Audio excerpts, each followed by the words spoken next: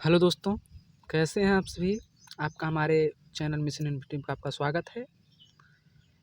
आज हम दोस्तों रासायनिक विज्ञान के पहले चैप्टर के लेक्चर 2 में आज हम फिर हाजिर हुए हैं एक एक और नया टॉपिक लेकर। दोस्तों आज हम चर्चा करेंगे अल्कोहल क्या होता है। एक एक करके सब चर्चा करेंगे। रासायनिक विज्ञान का सेकंड लेक्चर है हमारा। तो आइए आज शुरू करते हैं हम। सबसे पहले हम देखेंगे कि दोस्तों जो है अल्कोहल क्या होता है। सबसे पहले हम अल्कोहल को देखेंगे। अल्कोहल किसे कहते हैं, इसकी परिभाषा देखेंगे और इसके समूहों के बीच कोण कितना बनता है ये देखेंगे। और दूसरा चीज़ हम देखेंगे अल्कोहल के प्रकार कितने होते हैं, कि अल्कोहल कितने प्रकार के होते हैं। और तीसरा दोस्तों देखेंगे अल्कोहल बनाने की विधि। अल्कोहल सबसे मोस्ट इम्पॉर्टेंट दोस्तों यही टॉपिक है कि अल्कोहल को बनाया कैसे जाता है। और चौथी चीज़ हम देखेंगे दोस्तों अल्कोहल की भौतिक गुण। और पांचवी देखेंगे दोस्तों अल्कोहल की रासायनिक गुण। दोस्तों आज आइए हम शुरू करते हैं एक एक करके टॉपिक को।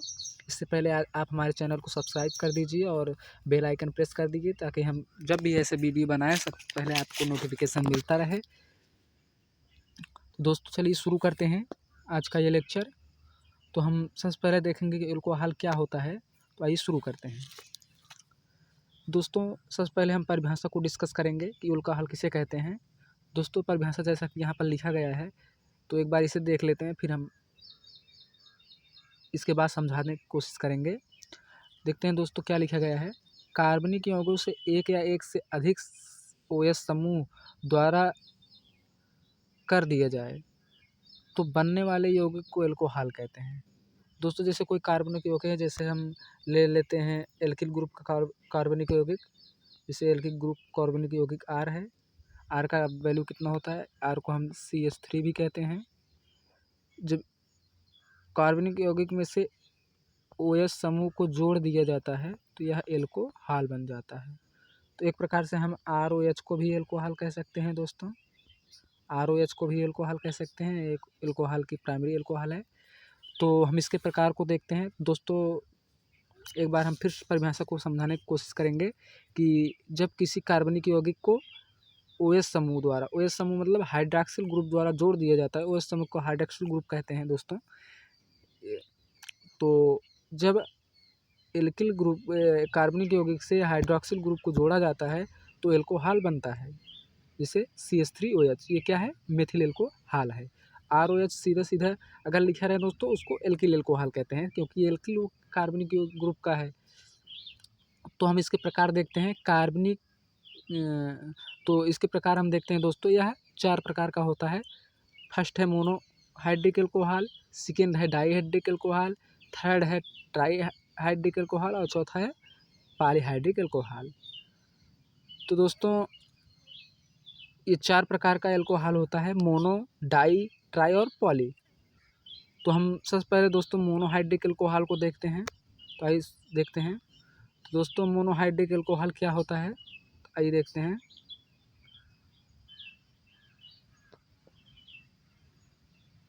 दोस्तों मोनोहाइड्रिक अल्कोहल को देखने से पहले इसकी संरचना देख लेते हैं। तो इसकी संरचना जो अभी हमने ROH फार्मूला बताया, जो R और H जो हाइड्रोजन के बीच जो कोण बनता है और एल्किल ग्रुपों के बीच, वो 109 डिग्री का बनता है। 109 डिग्री का 109 डिग्री का कोण होता है और एल्किल ग्रुप और हाइड्रोजन के बीच विथ द एल्कोहल में एल्किल ग्रुप और हाइड्रोजन के बीच जो कोण होता है वो 109 डिग्री का होता है। तो हम देखते हैं मोनोहाइड्रिक अल्कोहल क्या होता है। दोस्तों मोनोहाइड्रिक अल्कोहल जब कार्बनिक यौगिक से एक हाइड्रोजन परमाणु का प्रतिस्थापन कर उससे एक OH समूह द्वारा कर दिया जाता है। मतलब जब कोई कार्बनिक यौगिक है उससे एक हाइड्रोजन परमाणु का प्रतिस्थापन कर दिया जाए, निकाल दिया जाए और उसमें एक हाइड्रॉक्सिल ग्रुप जोड़ दिया जाए, तो ऐसे प्राप्त अल्कोहल को मोनोहाइड्रिक अल्कोहल कहते हैं। एक प्रकार से हम कह सकते हैं दोस्तों, जब कोई दोस्तों जैसे CH3 है, इससे केवल एक OH समूह जुड़ा रहे, चाहे जहाँ जुड़ा रहे लेकिन सिर्फ एक ही समूह जुड़ा रहे, मतलब OH एक ही बार आया हो, ऐसे अल्कोहल को मोनोहाइड्रिक अल्कोहल कहते हैं। तो दोस्तों हम इनके बारे में कुछ और देख लेते हैं। इसका सामान्य सूत्र क्या होता है दोस्तों? इसका सामान्य सूत्र होता है CnH2nOH। इसका जो सामान्य सूत्र होता है दोस्तों वो होता है CnH2n प्लस में नहीं होता है CnH2nOH। ये इसका मोनोहाइड्रिक एल्कोहल का सामान्य सूत्र होता है। आगे देखते हैं। मोनोहाइड्रिक एल्कोहल को 3 भागों में बांटा गया है। अब इसको प्रकारों के भी प्रकार हैं दोस्तों। मोनोहाइड्रिक एल्कोहल को 3 भागों में बांटा गया है। पहला है प्राथमिक एल्कोहल, दूसरा है द्वितीयक एल्कोहल, तीसरा है तृतीयक एल्कोहल। दोस्तों प्राथमिक एल्कोहल को हम 1 डिग्री कहते हैं, और द्वितीयक एल्कोहल को 2 डिग्री कहते हैं, और तृतीयक एल्कोहल को 3 डिग्री कहते हैं। ये कभी कभी परीक्षा में 1 डिग्री, 2 डिग्री और 3 डिग्री करके ही पूछता है। ये सीधा सीधा ये नहीं लिखा रहता कि प्राथमिक एल्कोहल की आप पहचान बताइए। ये 1 डिग्री, 2 डिग्री, 3 डिग्री करके ही पूछ लेगा। तो आप उसमें थोड़ा निराशा मत होइएगा, क्योंकि ये वही चीज़ें हैं। आगे देखते हैं प्राथमिक एल्कोहल क्या होता है। दोस्तों हम बात करें प्राथमिक एल्कोहल की, ऐसे एल्कोहल जब किसी एल्किल ग्रुप में, जैसे ये एल्किल ग्रुप है CH2OH, ये जो दोस्तों जो है पहले वाले कार्बन से जुड़ा रहा है। जैसे OH यहाँ है, इसे एल्थिल एल्कोहल कहते हैं। जैसे इसकी रिंग बड़ी कर दी जाए, जैसे CH3 CH3 CH2 CH2 CH2।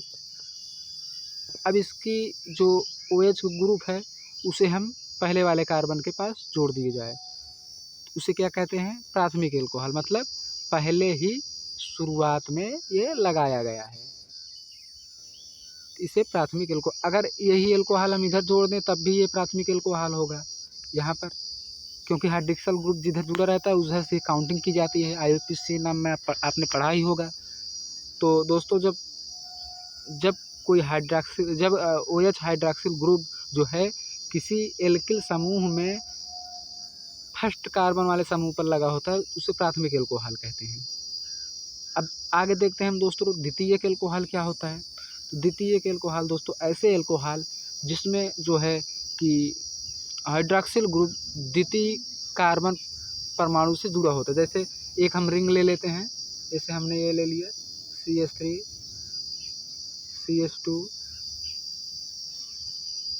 CH2 CH2 CH3, ये हमने एक संरचना बना ली। तो द्वितीयक एल्कोहल की बात कर रहा है। द्वितीयक एल्कोहल में OH समूह या तो यहाँ जुड़ेगा, और अगर यहाँ नहीं जुड़ा या तो यहाँ जुड़ेगा, तब भी ये द्वितीयक एल्कोहल ही कहलाएगा।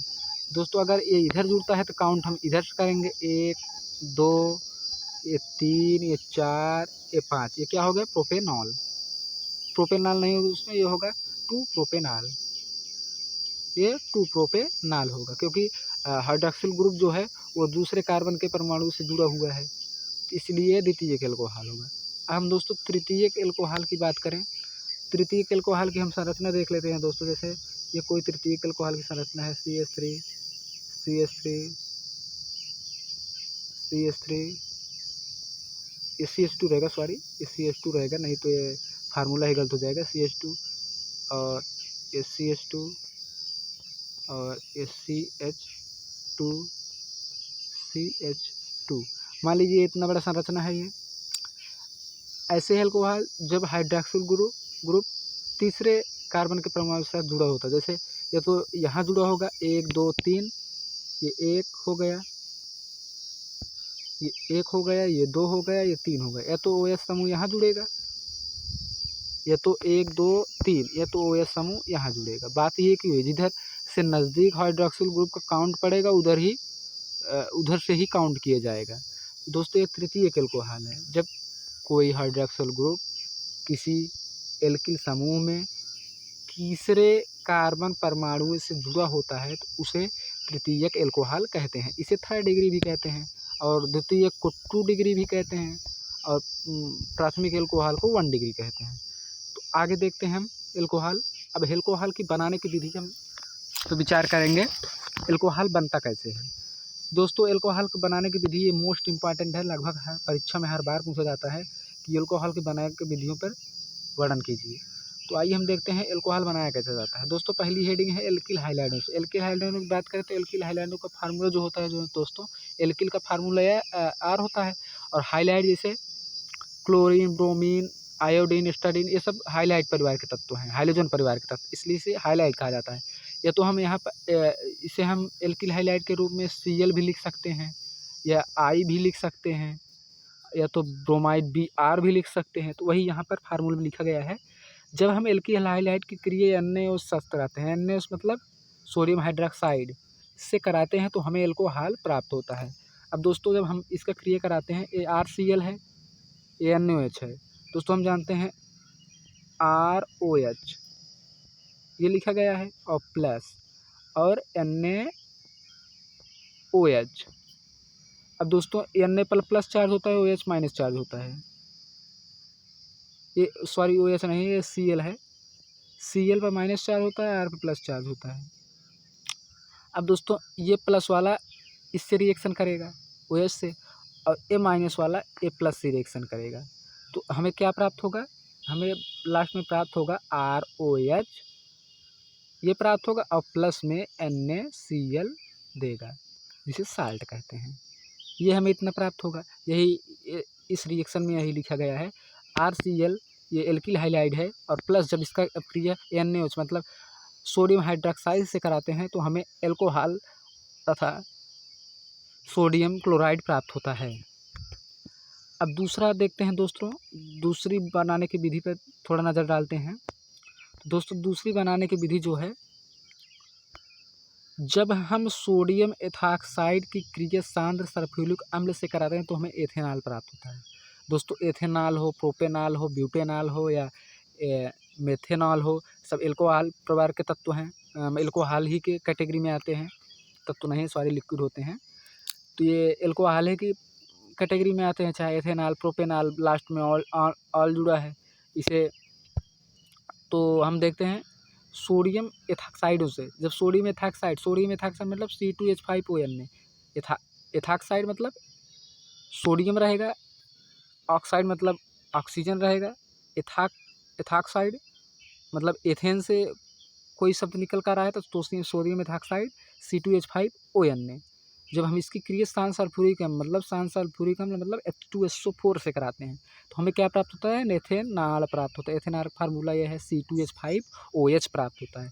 दोस्तों रिएक्शन हम देख लेते हैं, SO4 माइनस चार्ज होता है, H2 पर प्लस चार्ज होता है, Na पर प्लस चार्ज होता है, O पर माइनस चार्ज, O तो कहीं पर O पर माइनस चार्ज होता है। तो ये एक H जोन है, ये O पे एक प्लस एक H यहाँ पर चला जाएगा O के पास, तो ये OH बना लेगा, और ये वाला Na प्लस ये SO4 के साथ क्रिया करके Na और एक इसका H SO4 बना लेता है, सोडियम बाई कार्बोनेट बना लेता है। तो दोस्तों आपको समझ में हो सकता है फार्मूला आ गया हो, ना आया हो तो आप इसका स्क्रीनशॉट रख कर आसानी से इसको देख सकते हैं, तो आपको एग्जैक्ट समझ में आ जाएगा। तो ये दोस्तों सोडियम एथॉक्साइड का फार्मूला होता है, ये सांद्र सल्फ्यूरिक अम्ल है, ये एथेनॉल है, ये है सोडियम बाई कार्बोनेट। आगे देखते हैं दोस्तों, अब एल्कोहल के भौतिक गुण पर नज़र डालते हैं थोड़ा। एल्कोहल के भौतिक गुण क्या हैं दोस्तों? जो एल्कोहल का भौतिक गुण है वो देखते हैं हम। C1 से C2 तक के एल्कोहल रंगहीन वाष्पशील द्रव होते हैं। मतलब जैसे C1 से C2 तक की बात कर रहा है तो मतलब जिसका कार्बन की संख्या 1 से 2 तक होगी, मतलब 1 और 2 में कौन से एल्कोहल आएंगे, जैसे मेथेनॉल और एथेनॉल, ये दोनों C1 से C2 तक हैं। एथेनॉल में कितनी संख्या होती है कार्बन की, 1 होती है, जैसे CH3OH ये एथेनॉल है, इसकी कार्बन की संख्या कितनी है, 1। अब जैसे ये मेथेनॉल है, अब एथेनॉल की बात करें C2H5OH, ये क्या है, मेथेनॉल है। मेथेनॉल में संख्या कितनी है कार्बन की, 2 है, C2H5OH। तो C1 से C2 तक के एल्कोहल रंगहीन होते हैं, मतलब इनमें कोई कलर नहीं होता है, ये कलरलेस होते हैं, और वाष्पशील होते हैं, मतलब जब इसे गर्म किया जाता है तो ये वाष्प बनकर उड़ भी जाते हैं, द्रव होते हैं, मतलब ये द्रव की कैटेगरी में आते हैं, मतलब ये पहले द्रव होते हैं। लेकिन वाष्पशील का मतलब ये वाष्प भी बन सकते हैं। एल्कोहल में मधुर गंध होती है। एल्कोहल में दोस्तों मधुर गंध होती है। ये जल में विलेय होते हैं।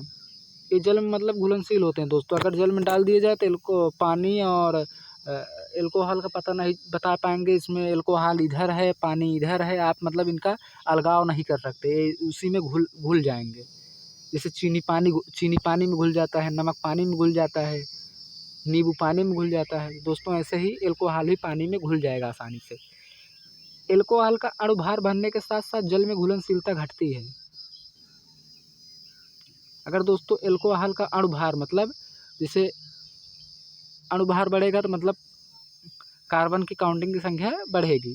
जैसे अब हम एथेनॉल ले लें, एथेनॉल C2H5 ले लें OH।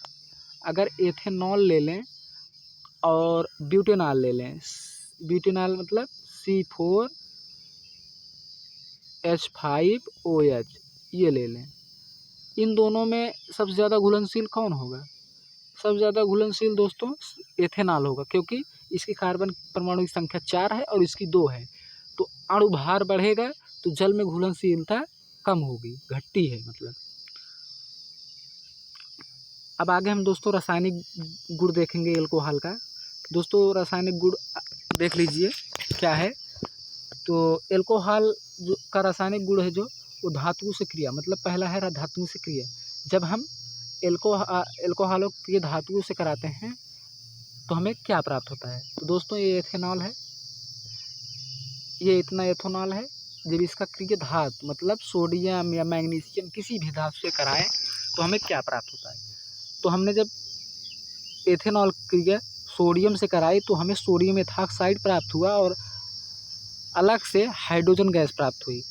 तो आपको हमें समझा दूं ये रिएक्शन। तो ये सोडियम का प्लस चार्ज होता है और इसका भी प्लस चार्ज होता है, OH का माइनस चार्ज होता है, सॉरी OH का माइनस चार्ज होता है। तो ये दोस्तों अलग अलग टूटेगा। अगर हम बात करें तो ये C2H5ON ने ये N वाला पार्ट इधर आके लगेगा और AH वाला इधर चला जाएगा रिएक्शन करके।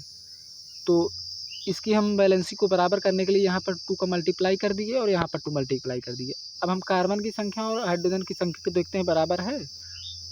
तो यहाँ पर 2C2H5 2 दूना 4 मतलब 4 कार्बन, 2 दूना 4 कार्बन और 5 दूना 10 हाइड्रोजन और 5 दूना 10 हाइड्रोजन और 2 ऑक्सीजन, यहाँ पर 2 ऑक्सीजन। अब Na2 यहाँ पर 2 लगा दिए, Na2 हो गया। अब हाइड्रोजन कितना बचा? 2 से गुणा 2 से, तो हाइड्रोजन 2 H2 मतलब गैस है ये तो ऊपर ही उड़ जाएगा। ये एरो का निशान मतलब इसका गैस की चिन्ह, जो चिन्ह होता है हमेशा ऊपर की तरफ ही दिखाया जाता है दोस्तों। आगे के रिएक्शन देखते हैं। यही टाइप का है। हम एक अलग से कोई धातु लिए हैं जो सोडियम NH2 है, जिसे सोडियम नाइट्रेट कहते हैं।